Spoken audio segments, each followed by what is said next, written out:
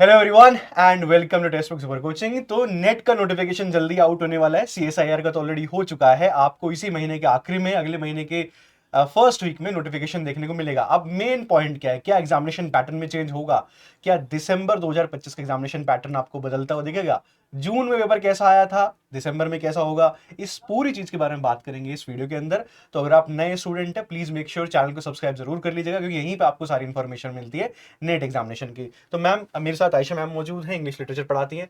तो अभी जो हमारा जो एग्जिस्टिंग पैटर्न, एग्जामिनेशन पैटर्न, वो क्या है और कैसे कैसे चेंजेस हो रहे हैं, थोड़ा सा उसके बारे में हम बात कर लेते हैं। एनटीए ने तो अपना पैटर्न सेट किया हुआ है कि 50 क्वेश्चंस पेपर 1 के हैं, जनरल पेपर 100 क्वेश्चंस पेपर 2 के हैं, यानी आपका 100 मार्क्स का पेपर 1 है, जनरल पेपर है, 10 यूनिट्स प्रिस्क्राइब्ड हैं इसके लिए।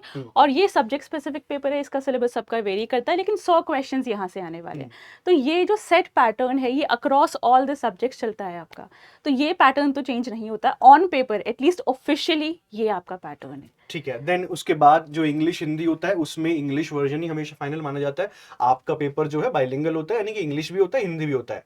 अब यहाँ पे बहुत सारे जो हिंदी के स्टूडेंट्स होते हैं, उनको इंग्लिश भी पढ़ना पड़ता है, क्योंकि हिंदी के अंदर कुछ मिस्टेक्स अगर हो जाती हैं तो इंग्लिश वर्जन ही फाइनल माना जाता है। तो ये भी चीज आपको जाननी जरूरी है, जो भी कोई बाइलिंगुअल के स्टूडेंट्स है। देन फिर ये तो एक ऑनगोइंग डिबेट है कि नेगेटिव मार्किंग का क्या पॉसिबिलिटी है। देखो, जब तक एनटीए खुद ऑफिशियली स्टेट नहीं करता कि हम नेगेटिव मार्किंग इंट्रोड्यूस कर रहे हैं, तब तक हमारे लिए नेगेटिव मार्किंग है नहीं। नेट का सबसे अच्छा पॉइंट जो हम स्टूडेंट्स को कहते हैं कि चाहे कितना भी ज़्यादा सिलेबस हो, बहुत सारे हर्डल्स हैं, बहुत सारे ऑब्स्टिकल्स हैं, सिलेबस वास्ट बहुत है, लेकिन सबसे अच्छा पॉइंट इज नेगेटिव मार्किंग नहीं है। तो एजुकेटेड गेसेस आप अभी भी कर सकते हो। इससे पहले कि नेगेटिव मार्किंग की जो पॉसिबिलिटीज़ हैं इंट्रोड्यूस होने की वो हों, मुझे लगता है आपको अपना नेट क्वालिफाई कर लेना चाहिए। That is absolutely no negative marking. तो आप अपना गेस वर्क भी कर सकते हो। यस, जून के अंदर कोई नेगेटिव मार्किंग नहीं थी एंड दिसंबर के अंदर भी आप एक्सपेक्ट कर सकते हैं कोई नेगेटिव मार्किंग नहीं होगी। अब पॉइंट आता है, अब बहुत सारे स्टूडेंट्स ये सोच रहे हो कि सर वीडियो क्यों बना रहे हो जब एग्जामिनेशन पैटर्न कोई चेंज ही नहीं हुआ है। हम बताते हैं किस तरीके से एग्जामिनेशन पैटर्न ऑलरेडी चेंज होना शुरू हो गया है जून से ही, और दिसंबर के अंदर भी आपको बदलता हुआ दिखेगा। मैम, इंग्लिश लिटरेचर के अंदर आपको क्या देखने को मिला था? सर, इंग्लिश लिटरेचर के अंदर हमने डिस्कशन भी की थी। जैसे जून में जो पेपर आया ना, वो सिलेबस से बाहर था, ना वो कुछ ऐसा था कि ये तो आया नहीं, तो कभी पढ़ा ही नहीं है। एंड येट एवरीबडी सेड कि स्टूडेंट्स ने कहा कि पेपर तो डिफिकल्ट आया था। तो वो क्या चीज़ है जो पेपर को डिफिकल्ट बनाती है? दो चीज़ें हैं। एक तो सर पैटर्न है। अगर पैटर्न सेट नहीं है, आज बहुत डायरेक्ट क्वेश्चंस हैं, नेक्स्ट वाले सेशन में बहुत ज़्यादा स्टेटमेंट बेस्ड क्वेश्चंस आ सकते हैं, अगले वाले आपके जो भी एग्जाम होने वाला है। तो अब बच्चा प्रिपेयर्ड है for direct questions. Next cycle में आ जाएंगे स्टेटमेंट क्वेश्चंस। अब वही स्टेटमेंट क्वेश्चंस 3 आवर्स में अटेम्प्ट करना है जो डायरेक्टली, अब अगर आप एक क्वेश्चन को अटेम्प्ट करने में 1 मिनट लगा रहे थे, अब उसी क्वेश्चन को अटेम्प्ट करने में 2 मिनट्स लगते हैं। तो डिफिकल्टी लेवल ऐसे राइज होता है कि आपका सेट नंबर ऑफ जो यूनिट्स हैं वही सेम है। तो ना एनटीए ने आपका ऑन पेपर सिलेबस चेंज किया, ना एनटीए ने आपका ऑन पेपर पैटर्न चेंज किया, एंड येट डिफिकल्टी लेवल बढ़ता गया। तो अनएक्सपेक्टेडनेस कहाँ इंट्रोड्यूस होती है? इस चीज़ में कि आपका सिलेबस कभी वेल डिफाइंड था ही नहीं।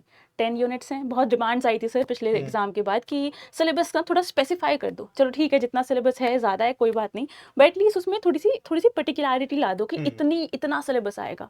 वो इंट्रोड्यूस होता ही नहीं है। एनटीए के ऊपर काफ़ी सारी रिक्वेस्ट भी हमने सेंड की थी, मैंने पर्सनली भी की थी सर, बट उसका कुछ रिस्पॉन्स तो आता ही नहीं है।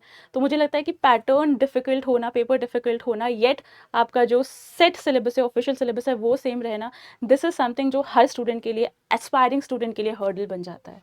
तो मैम, चेंज तो हो रहा है एग्जामिनेशन पैटर्न जून के अंदर भी बस आपको। सर, जैसे इंडिया में होता है ना कि ऑन पेपर कुछ है लेकिन चलता कुछ है, चलता तो कुछ ऑन और है। पेपर तो अभी वही रहेगा, लेकिन देखो इन प्रैक्टिस चेंज हो रहा है, हमने देख ही लिया है। तो हाँ, इन पेपर वन के प्रैक्टिस अंदर में हमें ऐसी चीजें देखने को मिली थी जो सर, नई नई चीजें, मूवी बेस्ड क्वेश्चन आ रहे थे। मूवी बेस्ड तो क्वेश्चन, उन्होंने बिल्कुल। ऑफिशियली कुछ चेंज नहीं किया, लेकिन फिर भी उन्होंने अच्छा, एक अनऑफिशियली और चेंज करना चीज शुरू कर दिया सर जो मैंने ऑब्जर्व किया है, पहले जब हम पेपर दिया करते थे ऐसा होता था पेपर 1 में हर यूनिट में से 5 to 6 क्वेश्चन सेट हैं। अब नहीं वो पैटर्न फॉलो होता। अब ऐसा होता है कि एक यूनिट से बहुत सारे क्वेश्चंस हैं, एक यूनिट से क्वेश्चंस हैं ही नहीं ऑल टुगेदर। तो पेपर 1 का डिफिकल्टी लेवल ऐसे बढ़ता जा रहा है। पेपर वन के अंदर हमें क्या देखने को मिल रहा है मैम, कि न्यू क्वेश्चंस देखने को मिल रहे हैं जो अभी आज तक ऐसे पूछे ही नहीं गए थे। New questions like movie based movie questions based देखने को मिल रहे क्वेश्चंस। हैं। एंड सेकंड पॉइंट, जो पेपर की लेंथ है वो बढ़ती जा रही है, उसके अंदर अनएक्सपेक्टेड चीजें पूछी जा रही है। जैसे हिस्ट्री के अंदर आप देखिए तो एंशिएंट मिडिवल मॉडर्न बराबर होता था, 33 क्वेश्चन तीनों से बराबर आते थे।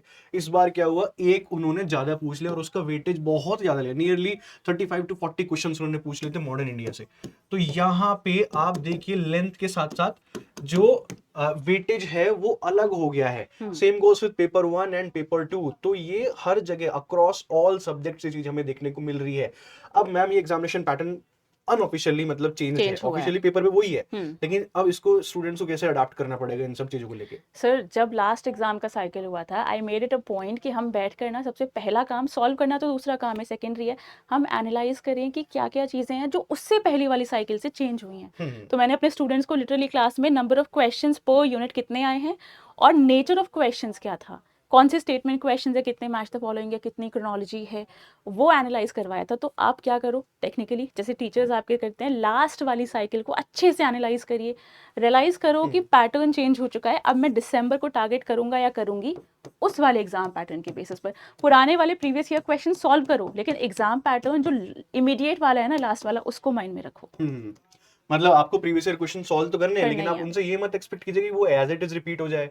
अब उसकी फॉर्म चेंज होगी, बड़े क्वेश्चंस पूछे जाएंगे, तो आपको उसी के अकॉर्डिंग जो आपके मॉक टेस्ट लगाने हैं, जो प्रैक्टिस क्वेश्चंस करने हैं, आपको उसी के अकॉर्डिंग करने हैं जो टेक्स्ट बुक आपके अंदर मौजूद है, मतलब या एग्जामिनेशन पैटर्न चेंज के हिसाब से। तो ये इस तरीके से आपको अडाप्ट करना तो है। जैसे मैंने तो अपना जो कोर्स स्ट्रक्चर है ना, वो भी जून की साइकिल के बाद चेंज कर दिया, क्योंकि अगर पैटर्न चेंज हुआ है तो आई रियलाइज कि कुछ नए टॉपिक्स इंट्रोड्यूस करते हैं। चाहे यूनिट्स 10 है, एनटीए ने नहीं बदला, बट एज अ टीचर मुझे लगा कि हाँ नहीं, मुझे अपडेट करना है, तो नंबर ऑफ क्लासेस भी बढ़ा दिए हैं, तो वो करना पड़ेगा, स्टूडेंट को भी करना बिल्कुल पड़ेगा। मैम, बिल्कुल। बुक्स एंड ऑथर्स मैंने बढ़ाए हैं इस बार। हाँ हिस्ट्री के अंदर भी बुक्स एंड ऑथर्स इतने सारे उन्होंने देने शुरू कर दिए हाँ कि मतलब 10-12 क्वेश्चन अगर आप बुक्स एंड ऑथर्स के पूछ रहे हो, जो बच्चे नहीं क्रैक कर पाते, उनको नहीं पता होता कि कौन सी किताब किस ऑथर ने लिखी हुई है, और वो अगर चीजें आप रैंडमली पूछना शुरू कर दोगे, तो वो ऑफिशियली पेपर सिलेबस हुई है, लेकिन आपने चेंज कर दिया और बहुत ही बड़े वे में आपने चेंज किया है।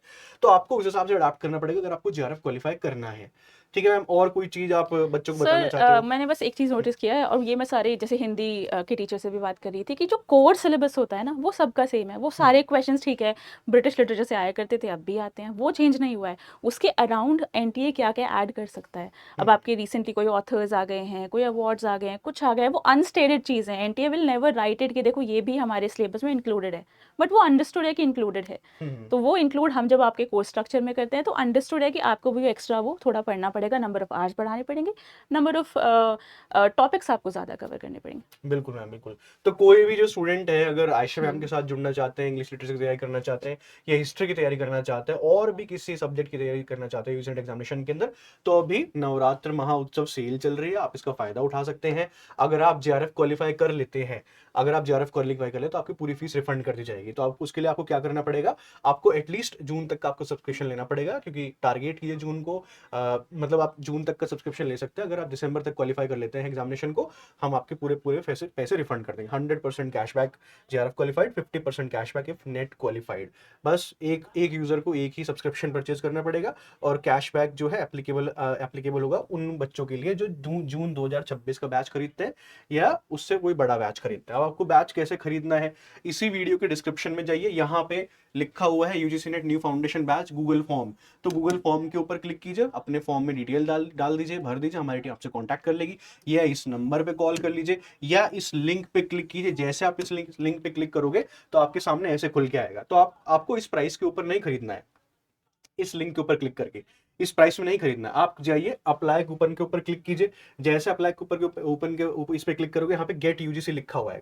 तो यहाँ पे आपको क्या करना है, अपना कूपन कोड यहाँ पे क्या लिखना है, इंग्लिश अगर आपका सब्जेक्ट हाँ, है तो कूपन कोड रहेगा AYESHAK, आयशा के। ठीक है, तो इसको आप अप्लाई करोगे तो ये जो प्राइसेस हैं ये फर्दर रिड्यूस हो जाएंगे। ये प्राइस हो जाएगा 6499 for December. But I would recommend कि आप ये वाला लीजिए, क्योंकि अगर आप ये वाला लेके दिसंबर वाला एग्जामिनेशन क्वालिफाई कर लेते हैं, तो आपकी पूरी फीस ही रिफंड हो जाएगी। तो मतलब सिर्फ प्राइस ड्रॉप भी है, हाँ जी, एक्स्ट्रा वैलिडिटी भी है, 6 मंथ्स की एक्स्ट्रा प्लस वैलिडिटी भी है, कैशबैक अश्योरेंस पूरा भी है। कैशबैक है, यानी कि ये पूरी की पूरी फीस आपकी रिफंड हो जाएगी। अगर आपने ये लिया या ये लिया और आपने दिसंबर क्वालिफाई कर लिया, पूरी फीस रिफंड, और आपके पास सब्सक्रिप्शन भी रहेगा। तो आपके मजे ही मजे हैं इसके अंदर। तो इंग्लिश लिटरेचर के लिए अप्लाई कूपन यहाँ पे आयशा के लीजिए। अगर आप हिस्ट्री के स्टूडेंट है, तो आपको यहाँ पे क्या करना है, अप्लाई कूपन के अंदर अश्वनी लिखना है, ASHWANI, अप्लाई कर दीजिए, एंड आप इस प्राइस के ऊपर एनरोल कर लीजिए। That's it from our side. अगर आपको कमेंट सेक्शन के अंदर अपनी राय देनी है एलिजिबिलिटी को लेके, एग्जामिनेशन पैटर्न किस तरीके से बदल रहा है उसको लेके, किस तरीके से क्वेश्चन पूछे जा रहे हैं, प्लीज जरूर बताइएगा, एंड चैनल को सब्सक्राइब जरूर कर लीजिएगा। Thank you very much.